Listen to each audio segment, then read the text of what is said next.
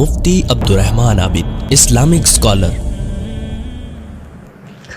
نحمدہ ونصلی علی رسولہ الکریم۔ بہت سے مسلمان فوت شدگان کی طرف سے بھی قربانیاں کرتے ہیں۔ شریعت میں اس کی کیا حیثیت ہے؟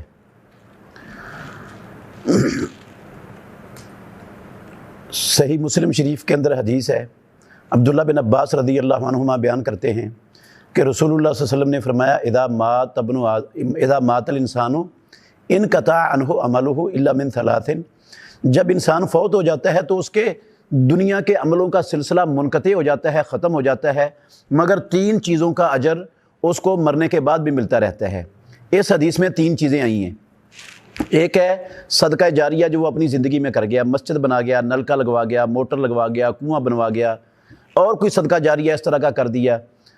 دوسرا ہے علم چھوڑ گیا اس کا، کتابیں کی شکل میں یا شاگردوں کی شکل میں، تو جب تک وہ علم چلتا رہے گا اس کو مرنے کے بعد بھی اس کا فائدہ ملتا رہے گا۔ تیسری چیز ہے ولد صالح یدعو لہ، نیک اولاد کی تربیت کی تھی، نیک اولاد تھی اور وہ اس کے پیچھے سے دعا کر رہی ہے، تو اولاد جو عمل کرتی ہے نیک اس کا فائدہ ماں باپ کو بھی ملتا رہتا ہے۔ 3 چیزیں اس حدیث میں آئی ہیں جن کا فائدہ انسان کو مرنے کے بعد ملتا ہے۔ اور چوتھی چیز مسلم شریف کی ایک دوسری حدیث میں آئی ہے، رسول اللہ صلی اللہ علیہ وسلم نے فرمایا کہ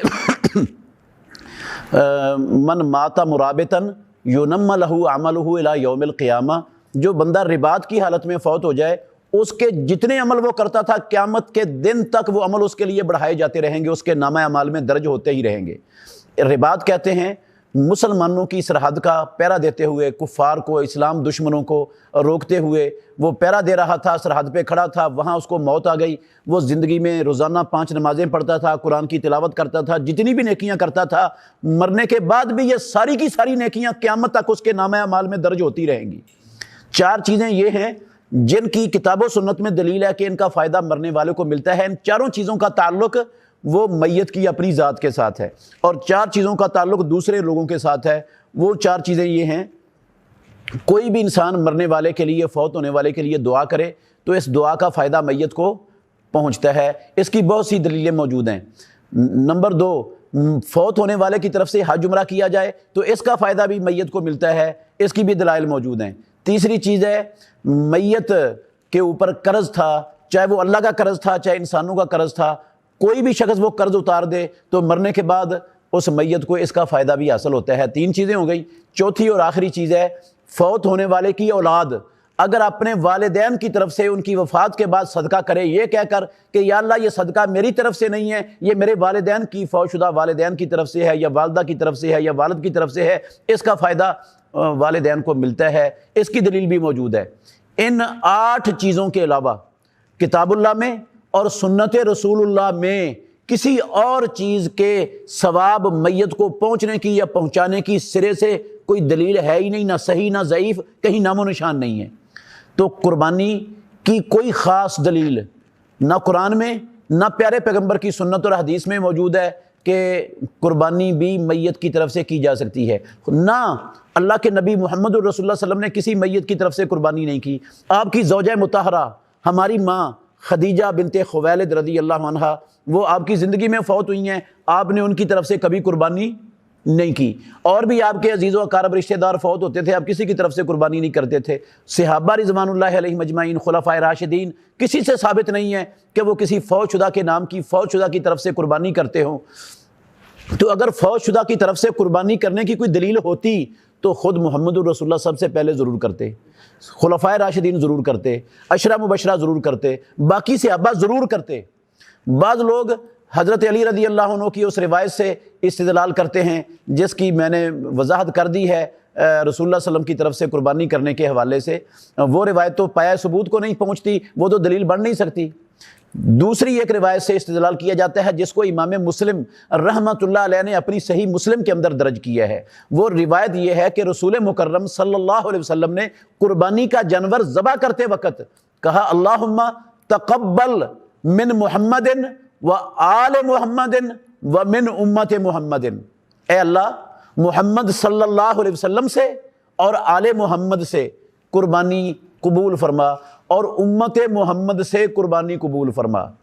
تو بعض ہمارے اہل علم جو میت کی طرف سے قربانی کے جواز کا فتویٰ دیتے ہیں وہ اس سے یہ استدلال کرتے ہیں کہ امت کی طرف سے رسول اللہ نے قربانی کی ہے اور امت میں زندے بھی ہیں مردے بھی ہیں، لہذا ثابت ہو گیا کہ میت کی طرف سے قربانی کی جا سکتی ہے، درست ہے۔ مگر یہ استدلال صحیح نہیں ہے اس روایت سے، کیونکہ رسول اللہ صلی اللہ علیہ وسلم نے کوئی نہیں فرمایا کہ میں امت کی طرف سے قربانی کر رہا ہوں۔ آپ صلی اللہ علیہ وسلم نے تو دعا کی ہے قربانی کا جانور ذبح کرتے وقت، مطلب اس کا یہ ہے الفاظ کا کہ اللہ یہ قربانی میں کر رہا ہوں، میری آل قربانیاں کر رہی ہیں، میری امت قربانیاں کر رہی ہیں، یہ سب لوگوں کی قربانیاں تو قبول فرما لے۔ یہ تو اللہ کے نبی نے دعا کی ہے سب کی قربانیوں کے قبول کرنے کی۔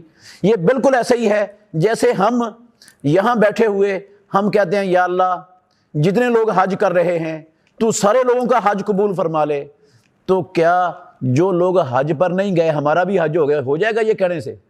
کیسے ہو جائے گا ہمارا حج یہ کہنے سے؟ ہم تو گئے نہیں حج پر۔ تو رسول مکرم صلی اللہ علیہ وسلم نے یہ دعا کی ہے صرف، یا اللہ محمد آل محمد سے اور امت محمد سے جو جو لوگ قربانیاں کر رہے ہیں سب کی قربانیاں قبول فرما لے۔ یہ نہیں کہا، کیونکہ آپ نے لفظ من بولا ہے، من محمد و آل محمد و من امت محمد۔ اگر آپ ان کا لفظ بولتے نا، امت کی طرف سے میں قربانی کر رہا ہوں، تو پھر آپ استدلال کر سکتے تھے، لیکن یہ استدلال من کے لفظ سے درست نہیں ہے، یہ دلیل نہیں ہے میت کی طرف سے قربانی کے جواز کی۔ تو اس کے علاوہ کوئی خاص دلیل پیارے پیغمبر کی سنت اور حدیث میں میت کی طرف سے قربانی کرنے کی موجود نہیں ہے۔ اس لیے جو ہے نا البتہ اولاد اپنے ماں باپ کی طرف سے صدقہ کر سکتی ہے، اور صدقہ گائے کا بھی ہو سکتا ہے، صدقہ بکری بھیڑ بکری کا بھی ہو سکتا ہے۔ تو صدقہ جو ہوتا ہے وہ اغنیاء کے لیے حلال نہیں ہوتا، نہ بندہ صدقے کا گوشت خود گھر میں کھا سکتا ہے، نہ اپنے اغنیاء رشتہ داروں دوستوں کو تحفہ دے سکتا ہے، وہ سارے کا سارا فقراء مساکین میں تقسیم ہوگا، وہ صدقہ ہوگا، وہ قربانی نہیں ہوگی۔